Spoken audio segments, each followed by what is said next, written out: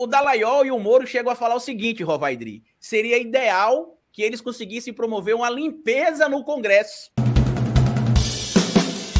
E olha só, outro assunto que eu queria trazer aqui, ontem o Flávio Dino jantou, né, com o Marreco, né, uma das partes que mais viralizou foi essa resposta ao Flávio Moro, e ontem foi aprovado um requerimento que vai deixar o Sérgio Moro e o Deltan Dallagnol muito preocupados, que é a convocação aprovada à audiência com Tacla Duran na Câmara. Requerimento do deputado federal Rogério Correia, do PT de Minas Gerais, foi aprovado. O Tacla Duran, advogado Rodrigo Tacla Duran, que acusa o Dallagnol e o Sérgio Moro de extorsão, vai depor na Comissão de Administração e Serviço Público da Câmara. Então, eles já tinham sido apresentados vários requerimentos para que o Tacla Duran fosse à Câmara, mas nenhum deles tinha conseguido ser aprovado. Todos foram derrubados por articulações entre o Dallagnol, o Moro e os bolsonaristas, mas esse foi aprovado ontem. Então, o Tacla Duran, que acusa a dupla de venda de sentenças e ainda de ter sido extorquido em 5 milhões, ter sido vítima de uma tentativa de extorsão de 5 milhões, vai depor na Câmara. Isso aí vai ser assim, deve estar deixando não só o Moro e o Dallagnol, mas a Rosângela muito preocupados, né? Que é o pesadelo do Sérgio Moro e do Deltan Dallagnol, que nos bastidores ali, segundo o Tacla Duran, é chamado pela abreviação de 2 letras, né? O DD, que seria o Deltan Dallagnol. O que muita gente não está pegando muita atenção, e eu até gravei um vídeo sobre isso agora há pouco, Dri Rovai, e já deixo o recado aqui para os meus amigos também da revista Fórum para ficarem atentos. Tem um funcionário, um assessor do Sérgio Moro, chamado Fábio Aguaio, que, segundo o Tacla Duran, foi quem foi em São Paulo, junto com o Carlos Zuccolotto, para poder supostamente continuar as negociações dessa cobrança de uma suposta propina, utilizando a linguagem da própria Lava Jato, para não melindrar o Tacla Duran. Ele, inclusive, disse que tem fotografias do Aguaio e também do Zuccolotto, conversando com esse indivíduo lá, que era o representante dele. E aí a gente precisa ficar atento, sabe ao quê, Rovai? Que dependendo do que o Tacla Duran falar, inclusive eu preciso até parabenizar o deputado Rogério Correia, o Aguaio vai ser exonerado. Então eu já entrei aqui no site do Senado, ele ainda está lá nomeado no gabinete do Sérgio Moro. Para quem não sabe que esse Aguaio, ele é ligado ao grupo de empresários lá no Paraná. O Moro é uma figura tão irrelevante no debate público localmente que esse Aguaio foi indicado por ele para ocupar um cargo lá no governo do Paraná. E o Ratinho Júnior simplesmente ignorou o pedido do Moro, e o Moro, para poder atender os interesses do Aguaio ali, acabou nomeando ele como assessor do próprio Moro, ganhando hoje um salário de pouco mais de R$ 9.500. Eu vou repetir, Rovaidri, o mantra que o Moro e o próprio cristão Dallagnol costuma dizer muito, né? O tal do João 8,32, que é o conhecereis a verdade e a verdade vos libertará. Nossa, adoram esse, né? Então, se eles não têm nada a temer, porque a gente precisa recordar aqui que após a operação Spoof, porque muita gente fala do hacker Delgatti, que o Delgatti mandou conversas para Portal Y, Portal X, que procurou Glenn, que procurou não sei quem, mas esquece que teve uma operação da Polícia Federal, chamada Operação Spoof, e teve acesso a todo o material dos diálogos que aconteceram entre o Sérgio Moro e alguns membros da Operação Lava Jato, da Força Tarefa da Lava Jato. E sabe o que é interessante? Que a Polícia Federal falou o seguinte: a gente precisa periciar o telefone de vocês para comprovar os dados que estão aqui na conversa. E estranhamente, todos, absolutamente todos os citados do Ministério Público que aparecem nos diálogos não aceitaram entregar o celular para a Polícia Federal. Assim como o próprio Moro, que entregou outro celular, alegando que o celular daquela época não tinha mais acesso. Então, assim, esse tal mantra do conhecereis a verdade e a verdade vos libertará, eu até criei aqui um livro novo chamado Livro do Jair. E no Jair também tem, né, o Jair 8,32, que diz o seguinte, ó, omitireis a verdade, pois a verdade vos prenderá. Então, assim, eles não podem falar a verdade.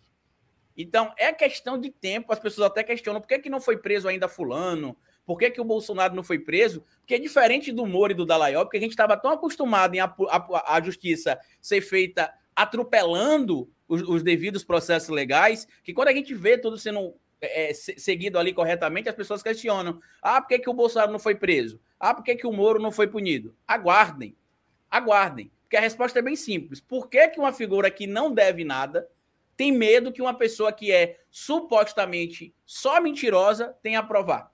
Porque é bem simples de desmentir tudo isso. Eu não sei se vocês tiveram acesso, Dri Rovai, aos diálogos que a defesa do Lula coletou e encaminhou ali como defesa para provar que o Moro e os membros da Força Tarefa da Lava Jato eram parciais. E em um dos diálogos que eles trataram ali por mais de 2 anos, tem um, por exemplo, Rovai, Dri, que o Dallagnol manda um orçamento para o Moro analisar, que ele fez em uma produtora de vídeo, para fazer um vídeo defendendo a Operação Lava Jato, Rovai. E aí, olha o nível de aproximação. Cortou, Camito. Acho que foi aqui. Foi aqui. Aqui então, tá mal. Foi aqui. Desculpa. Perdão. E olha o nível da proximidade do magistrado com o promotor. O Dallagnol manda o orçamento para ele, de algumas empresas, e manda o roteiro da peça, Adri, e fala assim, como eles costumavam tratar, né? Caro, favor, leia o roteiro e sinta-se à vontade para promover qualquer alteração. Gostaria de saber se você conseguiria, olha a bagatela, R$38 mil para produzir vídeo divulgando a operação e aqueles 10 tópicos lá do pacote anticrime. E o egocentrismo era tão grande, eu até mostro mais à frente aqui um pouquinho, se vocês deixarem também, que o Dallagnol e o Moro chegam a falar o seguinte, Rovai, Dri, seria ideal que eles conseguissem promover uma limpeza no Congresso, mas eles não acreditam que eles tenham força para isso. Era esse tipo de conversa que acontecia nos porões da Operação Lava Jato. É isso aí, né? E que agora, o que é assim... É bom recuperar essas conversas. Eles chegaram, não só para concluir, eles chegaram lá no Congresso, né? Chegaram, não limparam, como eles disseram que queriam fazer, mas chegaram, né? Vai, desculpa. É bom relembrar dessas conversas. Eu acho que até mereceria uma revisitação. Será que a palavra existe? Mas mereceria ser revisitada ali a Vaza Jato, agora com olhos de hoje. Porque aí muita coisa, talvez refazer aquilo tudo ali, olhando aquelas conversas que foram divulgadas, daria uma noção para a gente de quanto foi a armação e quanto o Lula tinha razão quando eu fui entrevistá-lo ainda na prisão em Curitiba. Eu levei como primeira pergunta, Cabito, falei, eu preciso de uma pergunta de impacto. Deu, inclusive, a mídia toda repercutiu. Eu falei, eu vou falar, presidente, o senhor está aqui preso já não sei quantos dias e agora, depois começam a surgir as revelações de que havia um conluio, né, conversas entre o Ministério Público e o juiz que lhe mandou prender, que organizando todo esse processo e tentando levantar provas, inclusive, para lhe trazer para a cadeia. Tal. O senhor considera que o senhor foi vítima de uma organização criminosa? E o Lula pegou e falou, sim, eu fui vítima de uma organização criminosa. E aí ele vai para cima e vai explicando tudo. Né? Olha aí, Roberto, é um trecho do diálogo. 13 de março de 2016, Deltan Dallagnol. Parabéns pelo imenso apoio público hoje. Você não é mais apenas um juiz, mas um grande líder brasileiro, ainda que isso não tenha sido buscado. Seus sinais conduzirão multidões. Olha como é que eles eram messiânicos e proféticos, né? Inclusive para reformas de que o Brasil precisa nos sistemas políticos de justiça criminal. Sei que vê isso como uma grande responsabilidade e fico contente porque todos conhecemos sua competência, equilíbrio e dedicação. E aí o Moro responde para o Dallagnol. Fiz uma manifestação oficial. Parabéns a todos nós. Ainda desconfio muito de nossa capacidade institucional de limpar o Congresso. O melhor seria o Congresso se autolimpar, mas isso não está no horizonte. E não sei se o STF tem força suficiente para processar e condenar tantos e tão poderosos. E aí eles vão falando aqui, eu não vou citar tudo, porque tem um vídeo lá no meu canal de 1 hora, onde eu trago essas transcrições aqui, vai ter uns 2 meses que eu soltei esse vídeo, onde ele antecipava tudo isso que eu estou falando para vocês. Só para finalizar lá a questão dos 38 mil reais, aqui, ó. Olha o que Deltan manda para o Dallagnol, ó. Você acha que seria possível a destinação de valores da vara, daqueles mais antigos, se estiverem disponíveis para um vídeo contra a corrupção pelas 10 medidas, que será vinculado na Globo? A produtora está cobrando apenas custos de terceiros, o que daria uns 38 mil. Se achar ruim em alguns aspectos, há alternativas que estamos avaliando, como o crowdfunding, né, a vaquinha, e cotização entre pessoas envolvidas na campanha. Segue o roteiro e orçamento. Só um parênteses, Carlito, só um parênteses. Olha lá, que será veiculado na Globo. Ou seja, era um conluio do qual a mídia tradicional era um instrumento também, de alguma maneira, dessa organização criminosa. Globo, Folha, Estadão, a gente fala aqui, não é porque a gente é chato. Segue, Carlito, fica à vontade. E aí ele segue aqui falando, né? Se achar ruim, aí vai fazer a vaquinha, né, entre as pessoas envolvidas na campanha, segue o roteiro e orçamento, caso queira olhar. O roteiro sofrerá algumas alterações. Avalie de modo absolutamente livre e se achar de qualquer modo que pode arranhar a imagem da Lava Jato de alguma forma, nem nós queremos. Aí ele mandou os PDFs, né, que a polícia teve acesso, provavelmente, e aí o Moro responde. Se for uns 38 mil, acho que é possível. Deixa eu ver na terça e te respondo. Só para vocês terem noção do tipo de diálogo que eles tinham.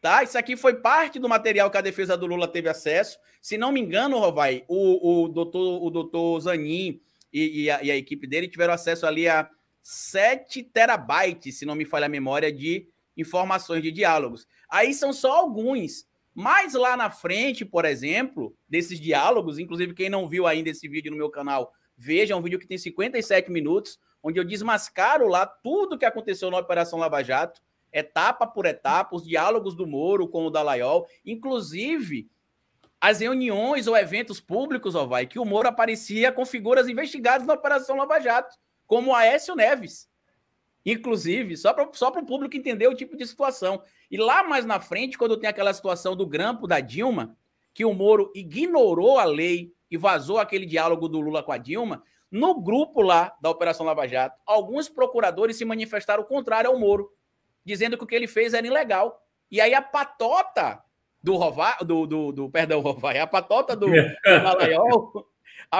do Dallagnol disse lá que se o Moro fosse punido, que eles todos iriam se juntar, olha o nível, junto com o Ministério Público, Receita Federal e Polícia Federal, e todos pediriam demissão da Lava Jato em solidariedade ao Moro. Ou seja, quando ficou provado ali a conduta criminosa do Moro, eles se juntaram também para defender o Moro. E no diálogo ali, eles ficam tão desesperados que eles falam assim, vamos para casa de não sei quem agora, isso tarde da noite.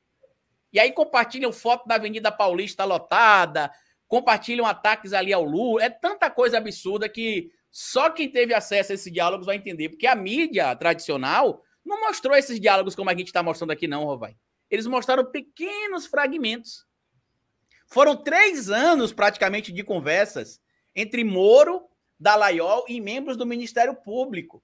Sabe o que ele fazia? Às vezes, Rovai, na conversa que tem ali, Idri, ele falava assim, não solicitei esse procedimento hoje porque iria atrasar para vocês, mas estou avisando, amanhã até 2 da tarde farei, então antecipem-se. Ou seja, ela literalmente combinado com a acusação, o que é que o magistrado que deveria manter equidade entre os lados deveria agir. E aí a gente entende ontem a importância do nosso vingador, Flávio Dino, ter dito o que ele disse ontem na cara do Moro. Nunca tive uma sentença anulada e nunca fui pego fazendo conluio com o Ministério Público. E para mim, para fechar minha fala aqui, Rovai, a cara que o Moro faz, para mim, é impagável. Porque ele faz aquela cara mesmo de bunda ali, que ele não tem o que dizer. Porque ele sabe que o que tem divulgado.